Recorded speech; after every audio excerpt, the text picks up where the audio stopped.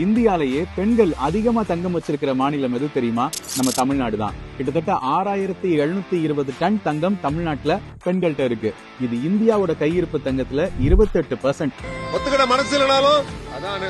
அதே போல உலக தங்க கவுன்சில் மாதிரியான அமைப்புகளோட ரிசர்ச் படி இந்திய பெண்கள்ட்ட 24,000 இருந்து 25,000 டன் அளவுக்கு தங்கம் இருக்குதான். உலக அளவுல தங்கம் அதிகமா வச்சிருக்கிற 5 நாடுகளை விட இது அதிகம். அப்படி இருந்தும் மாசம் டிஜி கோல்டு நகை சீட்லாம் கட்டுறோமே. கரெக்ட் தான். இப்ப அத பத்தி தான் செபி ஒரு முக்கியமான அலர்ட் கொடுத்திருக்காங்க.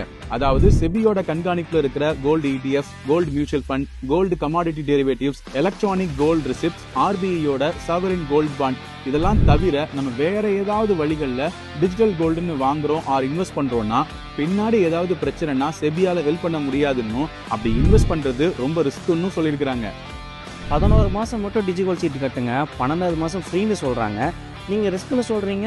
அது ஏன்னா 12 மாசம் பொதுமக்கள்கிட்ட இருந்து முன்பணம் வாங்கினா அது டெபாசிட்ங்கிற விதத்துல கம்பெனிஸ் ஆக்ட் 2013 கீழே வந்துடும். அப்படி வந்தா அந்த லால சொல்ற ஸ்ட்ரிக்டான ரூல்ஸை நிறுவனங்கள் கடைபிடிக்கணும். இல்லாட்டி 10 கோடி ரூபாய் வரைக்கும் ஃபைன் போட வாய்ப்பு இருக்கு. அதனாலதான் 12 மந்த் ஸ்கீம்னு இல்லாம 11 மந்த் ஸ்கீம்னு சொல்றாங்க. அப்படி வரியா? இப்படி பினான்ஸ் சம்பந்தமான முக்கியமான தகவல்களுக்கு entry fin academy Tamil Insta பேஜை ஃபாலோ பண்ணுங்க. யூடியூப் சேனலை சப்ஸ்கிரைப் பண்ணிக்கோங்க.